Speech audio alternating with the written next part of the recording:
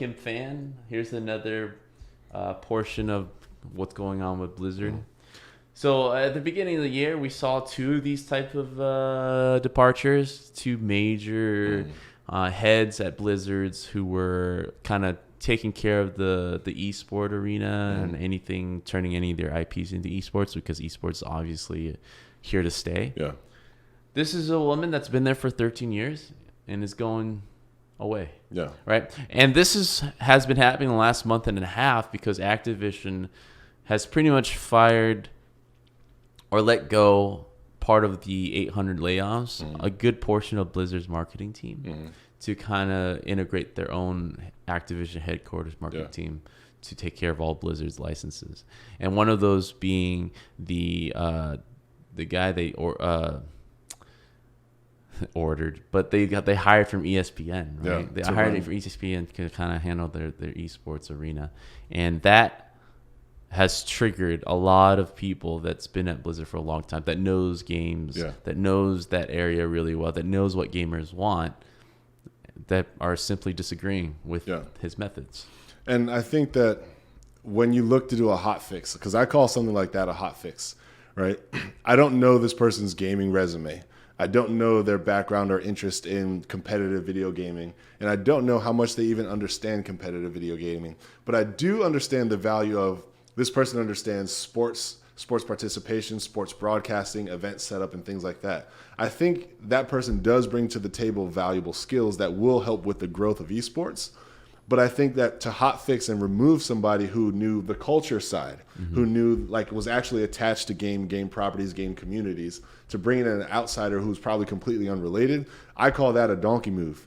I think that at best you should have had some sort of hybrid synergy. Sure, you have a decision maker, but that person, I would actually hire them to consult, very high paid consultant, right? Give them some power as well. But you don't ever want to disrespect the culture, because the culture is who's giving you the money. Yeah. The fans are who are actually, they're the reason why there's a thing called esports. Yeah. Otherwise, it's just a couple people playing a game. Otherwise, you're Amazon. Yeah. So we're twitching right now. Obviously, Twitch has the corner in terms of streaming games.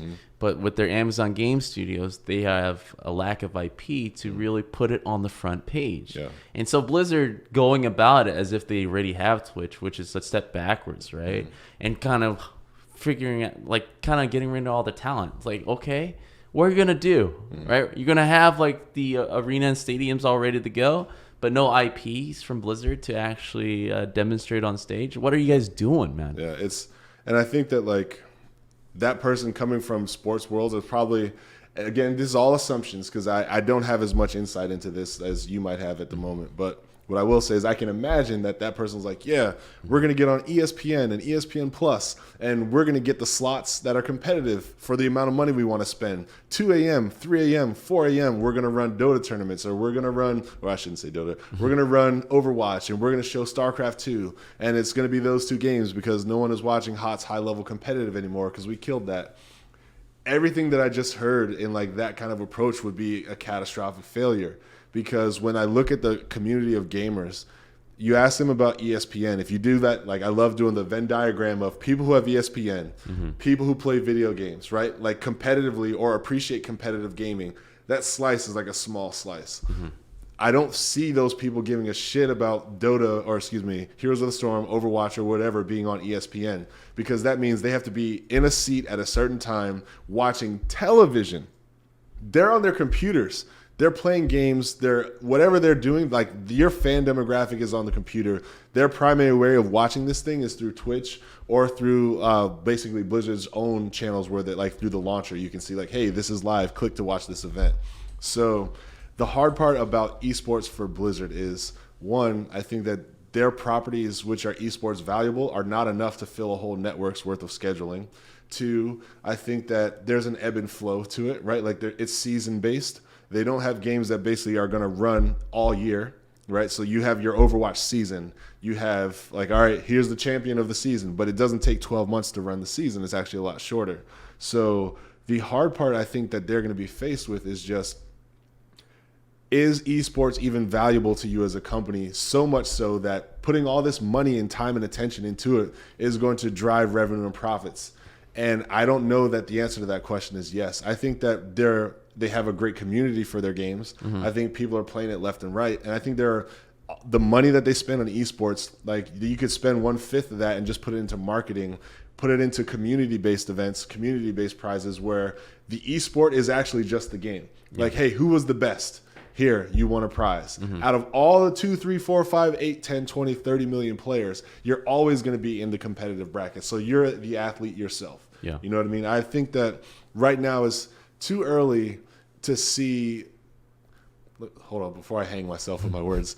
I think that it's too risky right now to see Blizzard trying to double, triple down on esports. There's so many shaky things happening at that company. Yeah. They're not retaining the talent that they should be. Like to see like old school, like tooth iron, like been there since day one, C-level people or creative director people willingly leaving the company because they'd rather do nothing than work at Blizzard. Yeah. The company That's that crazy. they started. Yeah. It's different now. Don't even want to be associated. Well, Don't we have call me on friends. Saturdays. Yeah, we have friends that Yeah. have always made it their life goal wanting to go to Blizzard. Yeah. That are telling me that like I'm not sure what's going on over there. Yeah, they I'm start talking to rubbing their friends. neck. Yeah, I mean they're talking to friends over there and like Yeah, yeah, yeah. things are changing. Yeah. Things are changing fast. Yeah. There's the Activision takeover is real. Yeah. And it's happening, and unfortunately, it's the flagship for if you live in Orange County. Yeah. It's beautiful. It's a beautiful campus. Everybody around here would love to work there, but the opportunities are completely dropping right now, I don't see a way out of this.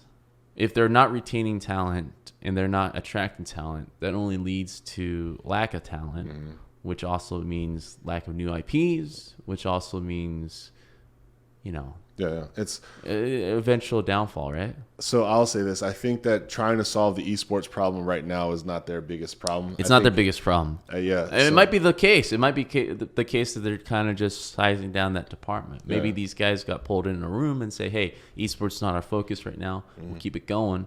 But right now we're just focusing on annualizing all the IPs. Yeah. And I think that sounds like more like an Activision call. I mean, they understand. Because esports right now, although it was catching on a lot of traction the last 2 years, like streaming is definitely more popular and more advantageous as a marketing standpoint. Because everything about streaming makes more sense when I think of the user, when I think of the demographic. When I'm ready to watch gaming content, I go to Twitch. And I'm watching my favorite there. Twitcher. I can watch one whoever, person, whenever, one whatever. man production, but maybe a team, Sure. a small team. But to rent a stadium and inviting people there to actually watch and compete with each other. To make like, a live event. Yeah, like that- Twitch throws these kind of like celebrity twitching events. Yeah. Playing the games. But it's still in community, right? Like I think It's that within the community. That's during the key those thing events, there. right? Ninja is still at his house. Exactly. Drake is still at his house. Yes. And sometimes they do invite all the Okay. streamers in one location, Okay. but like Twitch does have control over that, and Yeah. it's advantageous to all those streamers to do so, to kind of combine the communities, to migrate the communities together. Yeah. Activision, to start without a platform, to go onto Twitch to eventually kind of just live stream it, Yeah.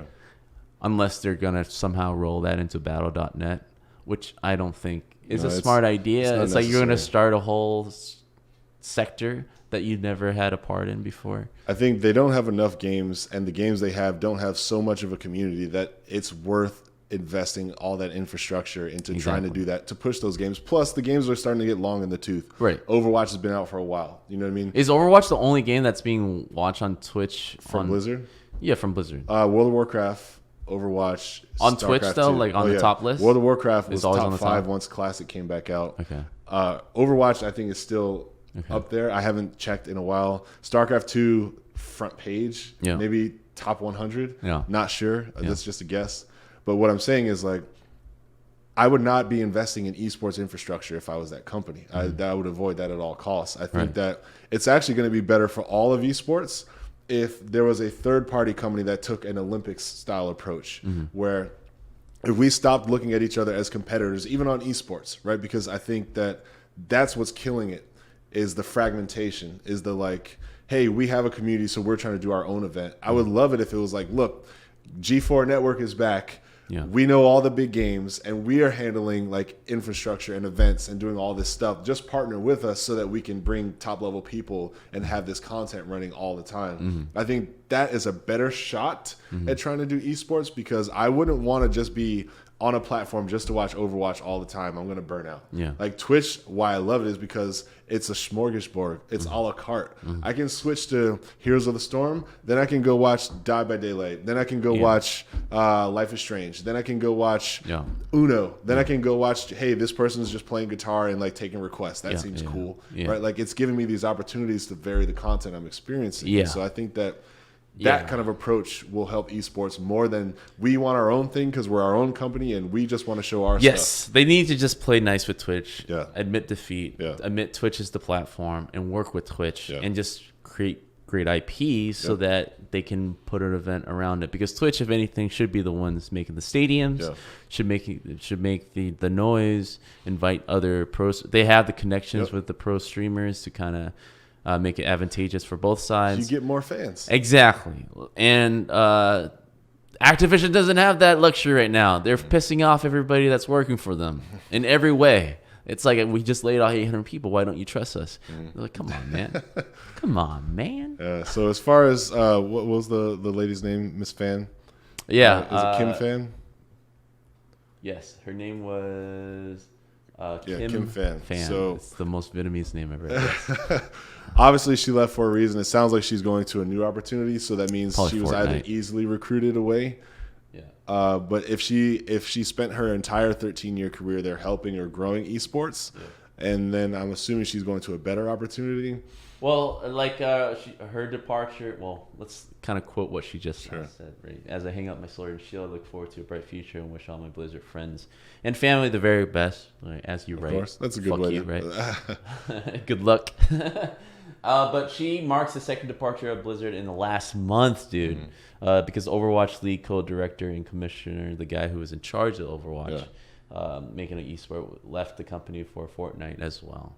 So Epic's just eating up all these tools, which is a really big upgrade. I really wish Epic would stop stealing my people, man. Shout out to Cliffy B tweets from however long ago that was. I remember it's hard to argue Fortnite because they have the biggest game.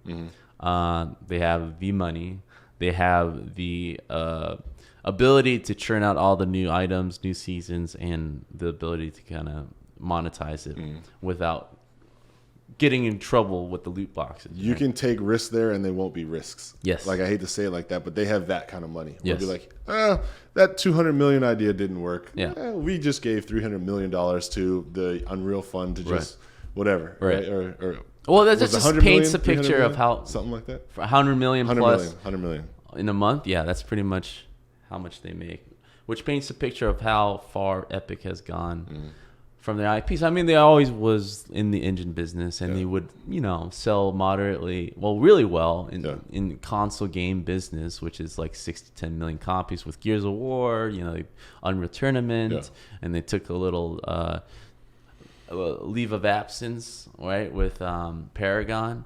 Even though Paragon was a success. I forgot about that game. Yeah, everyone forgot about the game. It was a moderate success. I think the numbers were they saw like potential upswing because there was a lot of interest into it, but Fortnite just blew it out of the waters 100 times, right? And that's why they switched gears and we should focus on Fortnite. Fortnite wasn't supposed to happen this way. No, and it's a story that still makes me laugh. To this day, because I would love to see the Save the World numbers versus the Battle Royale numbers. Yeah, it was the best idea they had. Just pop out of nowhere to take. Best idea they had to take. Yes, and they ran with it and they grew it and it became a phenomenon. So. But that's if you were to ask me 2 years ago who would be in that type of position, Blizzard would be, because they had all the IPs, they had the worldwide influence, they had players in every nation playing one of their games, and they were on track to be continuously dominant, right? The second in place would have been Valve for me, right? It's like, oh, these guys have a constant revenue stream. They don't have to worry about rushing things. And, that you can treat the employees right and retain the talent and keep building amazing IPs. 2 years later, Epic, out of everybody, has the biggest game. and everyone's leaving for Epic for stability. That's insane, right? Like Blizzard has really fallen from grace. Dude. I feel like they are slowly gonna. It started with the Diablo mobile announcement. Like, don't you guys all have games, right? All phones. And then 800 people laid off. Yeah. Right? And then these high departures from Blizzard. The restructuring. Grabbing people from smaller teams. Infinity Ward and Treyarch kind of taking the flag for all their Call of Duty franchise outputs. 2 studios versus 3 studios. Yeah. The investors and the stockholders and everybody at Activision leadership can't be looking at this as like, good call, guys. Yeah. Since the 800 people layoff, right? We just might be in the era of it's now too competitive and too expensive to make $200+ million games. Yeah. Like that just might be the reality we're starting to face. That doesn't mean that you can't do it. That doesn't mean that it's impossible. I'm saying it might be too risky for very many companies, right? Yeah. Sony still doing it, but God of War obviously already has a fan base that's been built and sustained. The Last of Us, great game. People are expecting part 2 to be freaking awesome. So that has a little bit of a leg to stand on as well. So I can see that like there's opportunities still, but I'm naming like literally individual games that I could see being profitable while knowing that like 500, 600, 700 games that try to come out at a AAA level are not even going to hit the mark whatsoever, even over the past 5-6 years. Like, oh, we sold 4.6 million copies of Tomb Raider. What a failure. You know what I mean? We can never do that again. That was like a scandal that came out a couple years back. And so we might just have to face the reality that because of how many different ways that players can find games, spend money in games, spend time in games, and it just might be too expensive to expect that just because you spent $400 million on this new game property, that audience is going to be there. That might not be the way to go anymore. It's a new landscape. Market is shifting. As a business, you have to recognize that, and you have to have a plan that hopefully you put in place 2-3 years ago. Or if you're noticing the indicators now, have a plan that is going to allow you to be more agile. At least spread your risk. Try to do some smaller stuff and see. You know what I mean? You have people way smarter than Brandon and Larry Charles who see actual spreadsheets and data of like, hey, man, this may not be the thing to do anymore. No, nonsense. This is how we've always done it. Do it again. If that's your attitude right now, good luck, GG. Nice knowing you. Yeah, I mean, they're definitely confident in their ability to annualize and take Overwatch. I think that's their flagship right now because, everybody recognizes that the streaming game you need to be really good at for your game to have long-lasting impressions, right? Overwatch is probably in the best position to do that. It's competitive, it's fast-paced, it's interesting, it's replayable, and it seems like they have the content, seasonal drops in place to expand it. So yeah, it makes sense that Overwatch is their focus and probably why all the talent's being pushed out. Because you either agree with my method or not mentality, and they're like, hey, fuck you then. I'll leave. And I don't know how it's going to play out. I'm not going to undermine someone from ESPN having the skill set to really take esports to the next level, right? But games, to me, is still a different nature. To work with that type of talent pool, you have to respect them. And I feel like anybody that comes from an outside industry coming into our industry instantly has that attitude of just looking down on us, right? And you feel that immediately. You're like, your games, it's a play thing. Come on. I was talking to athletes. Plus, especially multi-million-dollar people. The way that you're recruited, right? Like, hey, you did all this for ESPN and did all that. You probably already had some high and mighty, like you say, in the attitude there. So if they're pulling you in like, save us, they're giving you such power in how you're even being brought in that, of course, you're going to go in there swinging your sword around, not caring that somebody is like, no. Like, you got to care about the community. They brought me here for a reason, in I don't give a shit about what you're telling me right now. This is what you're going to do. He brings that whole bravado and ego and saying, like, there's a reason why I'm here. Let me establish that reason to make sure that Bobby Kotick over there is is already got the doubling game plan. down on me. Yeah. You put Ken Griffey in, he hits a home run, you start selling his jerseys. Yeah, exactly. I don't understand what's so difficult. Yeah, exactly, right? So Like I mean, these are the type of hires that like really destroy the culture, right? And the culture sure. is so tight knit at Blizzard that anybody that comes down on them this way, when you're dealing with creatives, man, we have egos ourselves. Yeah.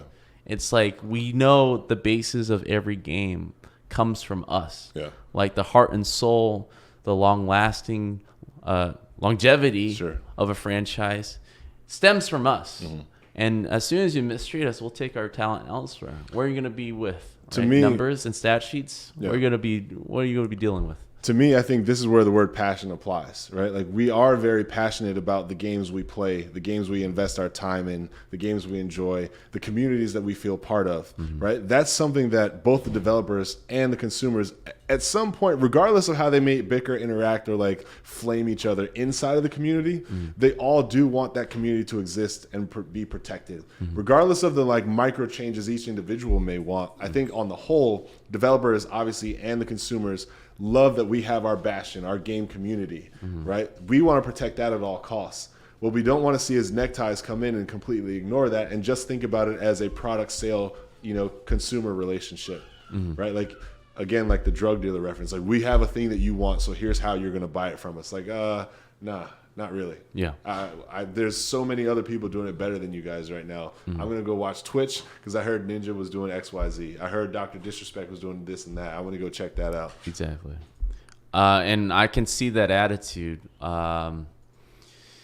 being pulled apart, right? Like, honestly, they probably are looking at that crowd, right? Do they respect Ninja? Do they respect Dr. Disrespect? All these streamers and treat them as athletes, right? As digital pro athletes, whatever they want to call themselves. I think it's called esport. Yeah. E-athlete? I don't know. See, we don't E-athlete, even have a name I yet, so guess. it's hard to respect that. Like, what do we Esports call? competitor? I don't know. It's like that's there's a no tough one. official name, go-to name that we actually call these streamers, right? Yeah. And so when you approach these guys, it's hard to kind of talk to them like you would talk to an NFL athlete or anybody within the ESPN repertoire, right? And so again, you're treating both sides of the talent. People that are creating the content, people who are marketing the content, the streamers, and then the audience. You're just seeing them as like this huge pool of people that should be watching. It's just a constant looking at surveying the area and just shitting on everybody. If you don't know what's special about your product, you will not be the best person And to sell I think that's the clash right there. Yeah. And I think that's the clash with the directors over at Blizzard leaving is because like you know nothing about games. It's like you have no idea. It's like, why am I listening to you? You're coming in here swinging around. But you can probably tell like a half-baked, like from a mile away. Like you're going to come into my expertise and tell me something related to your expertise, which I don't doubt. Like that sounds great in like but you got to work together and but mesh. Exactly. There needs to be more cohesion. Yeah. And I'm assuming that that's probably the big problem. Is Yeah. my way or the highway because I've done it before. Yeah, in this other area completely unrelated. Yeah, and it's the wrong approach, right? Because it's a steady industry that's growing. There's a lot of new things about it that people are learning about. You can't just copy paste whatever you did in your industry and come into our industry and think it's going to work. Well, right? here's the thing. We won't have to keep saying this kind of stuff very often because all the failures I keep seeing stacking up that the big publishers have to keep absorbing is going to financially force them to change. Yeah. EA is going to run out of pretty ways to say loot box. Yes. It's going to happen. Yes. Right? Consumers are going to dump the stock if they continue to fail. Yeah. So there's a point of inevitability where the two things cross and then EA has to course change. Yeah. Blizzard is going to have to course correct. Yeah. So we can preach and march and wave the flag as much as we want. I know, but I also know that like there's gonna come a time where I'm not gonna have to say anything because literally they're gonna see it's happening. Exactly. It's exactly happening.